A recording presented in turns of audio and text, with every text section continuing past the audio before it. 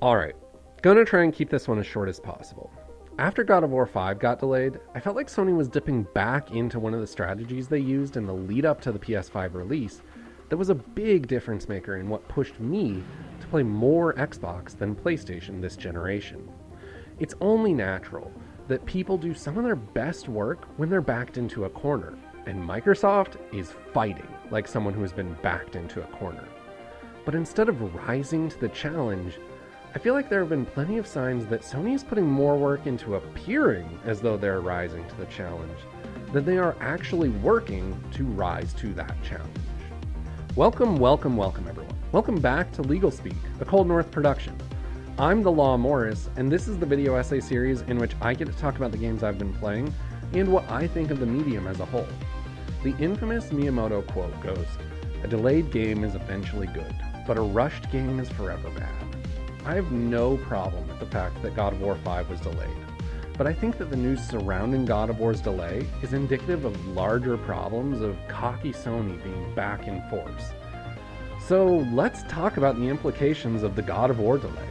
Basically, all of this video is going to be calling Sony out on some of their recent behavior, and I know how rabid fan bases can get, so I just want to put out a quick disclaimer. If I were to make a rough estimation, I would say I played at least 4 times as much PS4 as I did Xbox One last generation. I own both the Series X and a PS5, and I've played both quite a bit. So I'm not some Xbox fanboy shitting all over Sony.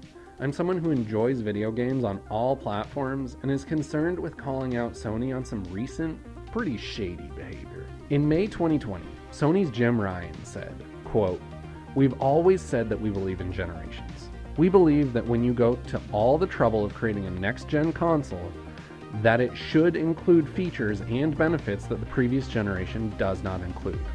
And that, in our view, people should make games that can make the most of those features." End quote. Sony was very concerned with making it crystal clear that their first-party developers would be moving from the PS4 to the PS5 fairly quickly, and there wouldn't be many cross-generational releases.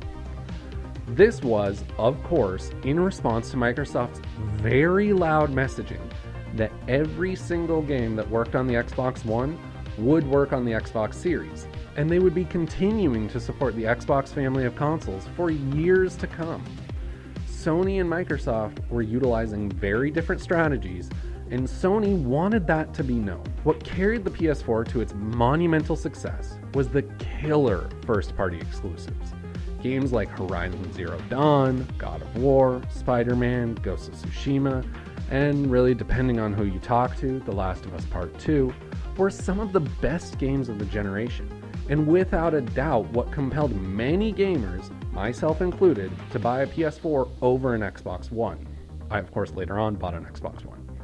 Understandably, Sony wanted to keep that momentum going into the next generation, so the strategy became bringing those first-party exclusives front and center. And that's exactly the play they ran over and over again during the PlayStation events in the back half of last year. Starting at their June event, Sony gave us our first look at Spider-Man Miles Morales and Horizon Forbidden West at their big PS5 reveal event. All throughout the video presentation, and in the subsequent posts across various social media websites, Sony failed to mention that both games would also be coming to PS4. That important tidbit of information was left buried in a post on the Japanese PlayStation blog.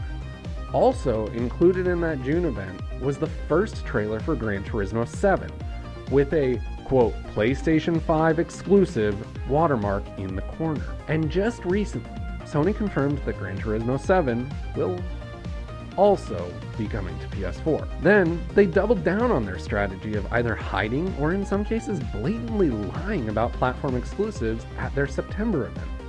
The show opened with the world premiere trailer for the hotly anticipated Final Fantasy XVI.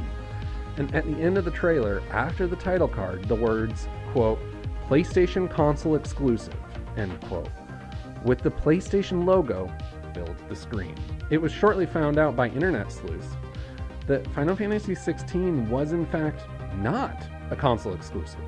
at least not in the way Sony presented it as such. On Square Enix's own website, the asterisk read, quote, "not available on other consoles for a limited time," end quote. Again, I have no problem with Sony paying to have Final Fantasy XVI as a timed exclusive for the PS5. But what I do have a problem with is them presenting it as though it will always be a console exclusive. And the hits have just kept coming. The latest of them being God of War 5 and new information surrounding the development of Horizon Forbidden West. Sony Santa Monica confirmed recently that God of War 5 has officially been delayed to 2022. Totally fine with that. Let's all be honest with each other. Anyone that thought that game was coming in 2021 when it was first announced was foolish. And to still believe that up until the delay was official leaves me actually wondering if you are truly delusional. How can you tell who's sane and who's insane? Well, we have a very simple method. The delay of God of War wasn't a problem. It was the uncertainty introduced by the juxtaposition of the context of the announcement occurring during a PS5 showcase presentation, paired with Sony's previously stated commitment to generations and total ambiguity of whether God of War 5 would be exclusive to the PS5. But with the announcement of the delay also came the announcement of the PS4 version of the game.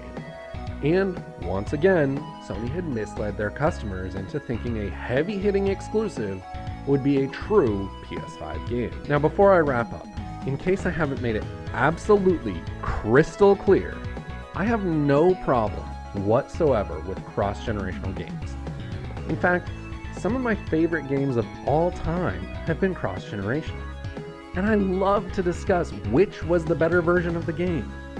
What I have a problem with is Sony intentionally hiding information that will undoubtedly affect someone's purchasing decisions, and in some cases, outright lying about platform exclusives to make their console seem more appealing. It comes as no surprise to me that Sony wouldn't want to abandon 110 million PS4 owners that they could potentially be selling software to. Duh. And I would never fault them for that. They have to be allowed to make money if they're going to continue to deliver some of the best games we've ever played. Had Sony not leaned so hard into their messaging about believing in generations, all this would be a moot point. But they did lean. They leaned hard. What I have a problem with is the fact that their ambiguity feels intentionally misleading in an effort to sell consoles. It feels as though Sony is working harder to look like the PS5 is a great console to buy than they are at actually making the PS5 a great console to buy. And that's not a consumer-friendly practice. So if you're still here, thank you for hearing me out. Even if what I said makes you want to murder me and bathe in my blood for speaking ill of the great Sony and their PlayStation 5, what do you think of all these inconsistencies in PS5 announcements? Are you going to give Sony the benefit of the doubt, or has this happened one too many times to be a coincidence? Let me know in the comments down below. Don't forget you can see everything I do all in one spot over at ColdNorthPro.com. I'll be back next time talking about something else entirely, so until then, just go play some games.